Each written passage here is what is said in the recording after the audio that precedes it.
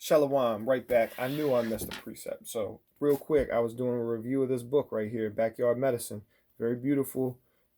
Jump up to the last video and check out the lesson on it.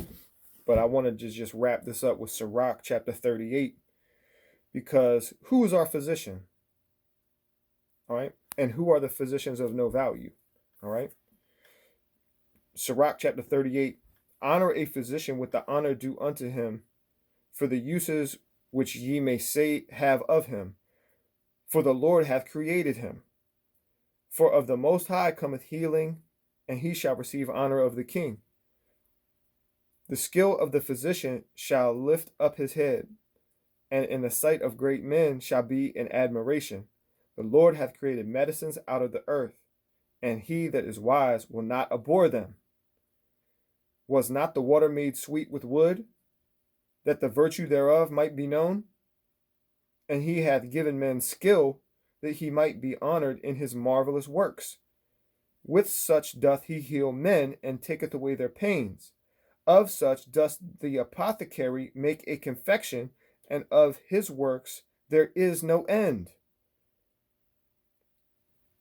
And from him is peace over all the earth. My son, in thy sickness be not negligent, but pray unto the Lord, and he will make thee whole. Leave off from sin, and order thine hands aright, and cleanse thy heart from all wickedness. Give a sweet savor and a memorial of fine flour, and make a fat offering as not being.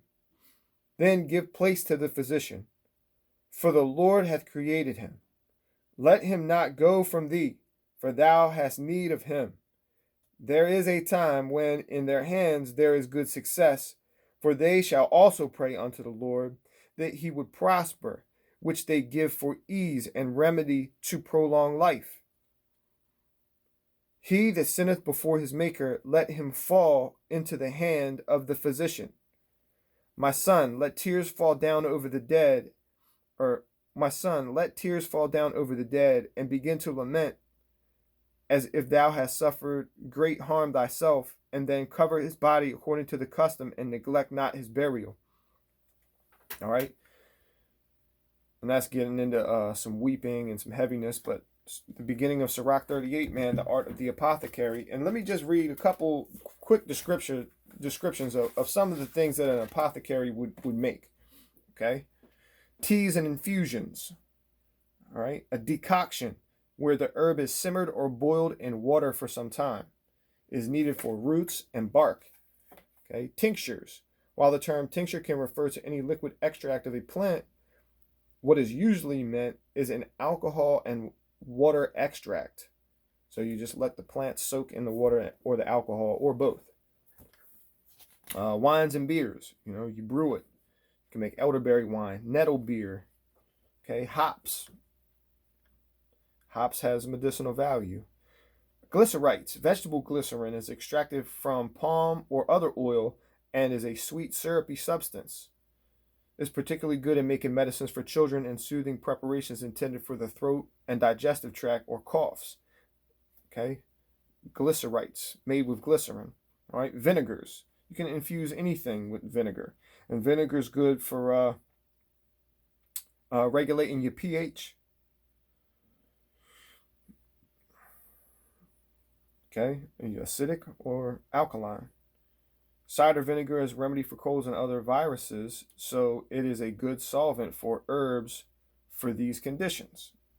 Okay, herbal honeys. You just take some herbs, smash up, put them in some honeys. I got a testimony. I had strep throat probably 5 or 6 years ago, and I went to the doctor and got some antibiotics, took the whole thing, didn't go away, went back, he put me on some stronger antibiotics, didn't go away. Told him the third time, I'm in there, I'm like, you know what, nah, man. So I took some cayenne pepper, I took some cinnamon, and I took some honey, and I mixed it all up, and some turmeric, and I mixed it all up and just kept it with me in a little jar, and I just was like, every hour I would eat a spoonful of it. Knocked it out, man. Knocked it out. Antibiotics, all right? It messes with your gut flora. That's why they tell you eat some yogurt along with it, because the yogurt has the bacteria is in it to help you keep your guts restored from the damage that the antibiotics will do to you. Okay. Oxymels is a preparation of honey and vinegar. I think I did that too. Electuaries are made by stirring powdered dry herbs into honey or glycerin to make a paste. Good for children's remedies, soothe your digestive tract. It's a good way to prepare tonic herbs. Syrups. Boil the herb with the water. The sugar acts as a preserve. Syrups are made by boiling the herb with sugar and water. Okay? Yeah, basically you boil the water out, you get left with the sizzurp. Herbal sweets. All right, you can smash anything up, put a little sugar in it, smash it into a ball. Plant essences. All right. Infused oils. That's just letting the herbs and stuff soak in oils. Ointments and salves rubbed onto the skin. The simplest ointments are made by adding beeswax to an infused oil and heating until the beeswax has melted. Okay. Butters and ghees. Butter can be used instead of oil to extract herbs. And once clarified by simmering, it keeps well without refrigeration, making a simple ointment. Clarified butter is a staple in Indian cooking and medicine, where it is called ghee, Ghee. It is soothing on the skin and absorbs well. Herbal butters and ghees can also be used as food. Creams are made by mixing a water-based preparation with an oil-based one. Poultices, mashed up herbs, you put it right on the skin. I guess it was like a fig poultice that the angel told Isaiah to put onto Hezekiah with the figs. I guess you could consider that a poultice. Fomentations or a compress is an infusion or a decoction applied externally. Simply soak a flannel, bandage, or in the warm or cold liquid and apply. Hot fomentations are used to disperse and clear and are good for conditions as varied as backache, joint pain, boils, and acne. Hot fomentations need to be refreshed frequently once they cool down. So keep them coming. Almost through it. Embrocations and liniments are used in massage, herbs, and oil or alcohol base, and they quickly absorb into the skin. Baths, goes without saying. Put some frankincense in there. Put a little bit of lavender in there. All right, and then douches. Herbal infusions or decoctions can be used once they have cooled as douches for vaginal infections or inflammation. Okay, you can probably work that into some kind of herbal enema if you really needed some strength in it like that. And then it just starts going into each plant, and I'm just going to try to break down how they got it set up. So they say here, agrimony. That's what it looks like. Okay. Then they give you, basically a quick synopsis of what you can use it for in bold, and then it goes into a little bit of how to find it, where it usually hangs out at, references in Chinese medicine, a little bit of historical testimony, and use agrimony for. Then it tells you what to use it for. You can make tea, and it's good for an eye wash to help with conjunctivitis. Agrimony tea, if you got pink eye. Agrimony tea.